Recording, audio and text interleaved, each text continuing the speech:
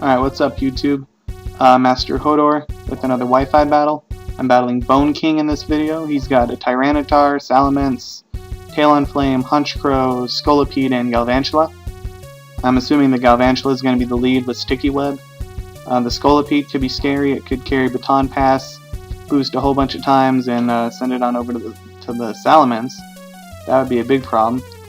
I noticed his team's pretty weak to rocks, but I don't have rocks on my team, so that doesn't help me at all.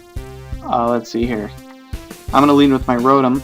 I figure it's a pretty neutral lead. It probably won't have an advantage over much of what he has, but it could come in, take a hit, maybe spread some status, or we'll just go from there. So, and I don't have any phasing either, so if that Baton Pass starts up, I could be in big trouble. So I do have Power Gem on my Ampharos. That is a rock type move that could hurt a lot of his team, so we'll see if that comes into play. So he leads with his Galvantula like I thought, and I do lead with my Rotom. Let's see here, he goes straight for the Sticky Web like I thought, but my team is pretty slow anyway. I'm not really trying to outspeed anyone with any of my Pokemon. So that doesn't worry me that much. I get off a Will-O-Wisp on him, get some residual damage going. Not much I can really do to that. He does hit me with a Thunder. That doesn't hit Rotom hard at all. It's calm nature, so it takes that pretty well. I go straight for the Volt Switch and get out of there, and I'm going to bring in my Ampharos with that Power Gem. Now, I don't know if he predicted the Power Gem or not, but he does go ahead and switch out here to his Tyranitar, and after some burn damage. And so the Power Gem that I sent out really doesn't do anything. It doesn't help me at all. The Sandstream comes in. That's not a big deal.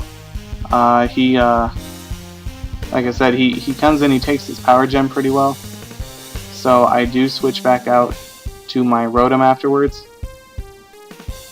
And I'm trying to scare him with the Hydro Pump.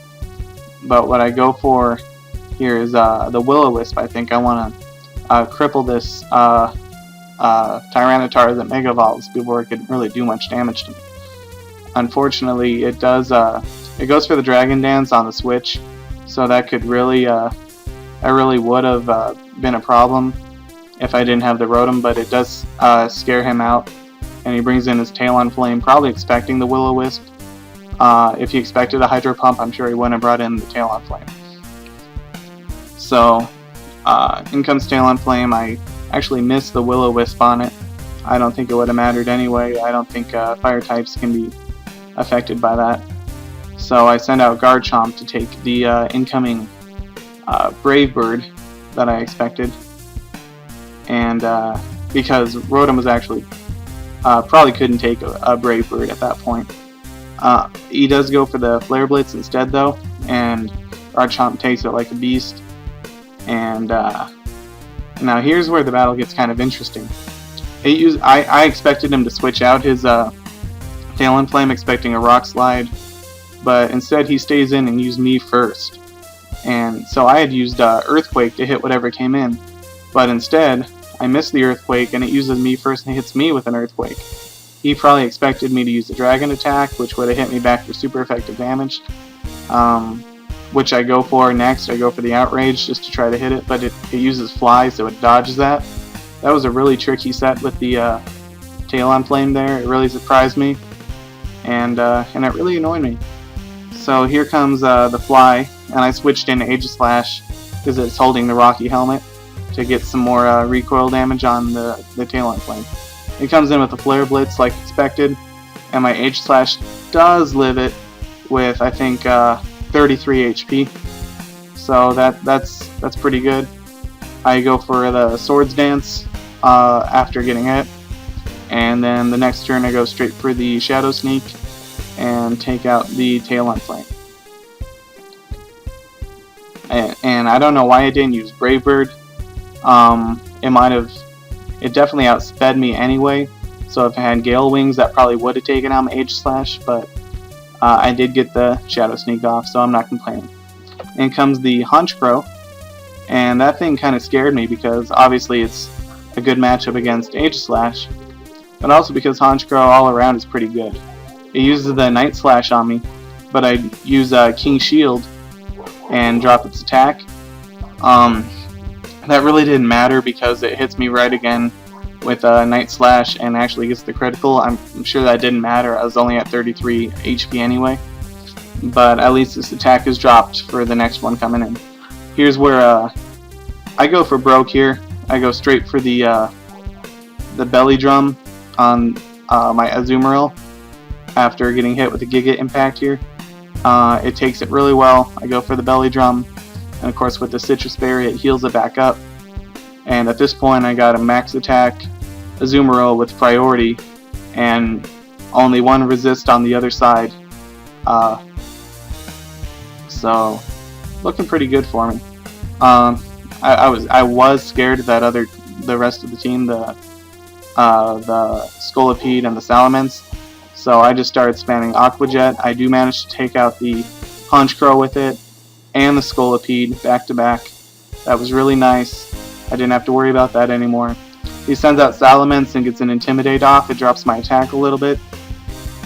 Now I know an Aqua Jet won't hit it now, so I go straight for the Play Rough, which would have definitely knocked out the Salamence at that time. He does predict this, or actually he wants to double switch. He wants to get another Intimidate off on me. So the Play Rough hits the Galvantula that he switches in and takes that out. So now he's going to bring back in the Salamence and get off one more Intimidate on me. Drop my attack one more stage. And he goes for the Fire Blast. Now if that hit me and burned me, then it might have been a problem. But it doesn't burn me. I take it really well, go for the Play Rough, and Salamence is out of the way. So all he has left now is his Tyranitar, and that goes down really, really fast to an Aqua Jet.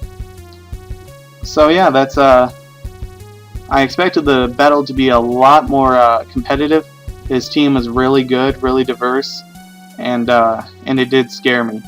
So to see Azumarill be able to sweep most of his team was really a relief, because usually that's hard to pull off. It's hard to pull off the Belly Drum Aqua Jet sweep because there's just there's so many ways to counter. If you got priority or something that resists, Azumarill can get knocked out pretty easily. So it was a risky play. It did work out for me, and yeah. Thanks for watching the video. Good battle, Bone King. I don't understand your name. I don't think I want to read into it all that much. But yeah, good game, and hope to bring more of these. Thank you.